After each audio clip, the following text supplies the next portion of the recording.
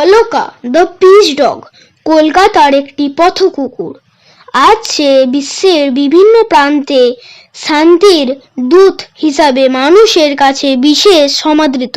বৌদ্ধ ধর্মের প্রচারক 19 জুন বৌদ্ধ ভিক্ষু শান্তির বাণী প্রচার করতে বেরিয়ে ভারত আসেন।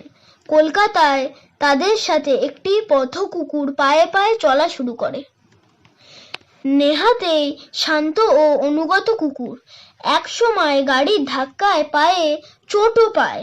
অবলা কুকুরটি তবু তার চলার বিরাম। বৌদ্ধ ভিক্ষুর দল তার নাম দেয় অলকা দ্য পিস ডগ। এরপর সুদীর্ঘ 1520 মাইল অতিক্রম করে বৌদ্ধ ভিক্ষুর দল এখন আমেরিকায় উপস্থিত হয়েছে। সেখানেও তাদের সঙ্গী অলকা। যেখানে আদালত পথ কুকুরদের নিয়ে কঠোর রায় দিয়েছে, সেখানেই এই পথ কুকুরটি মানুষকে যেন বলেছে অপরকেও শান্তিতে বাঁচতে দাও।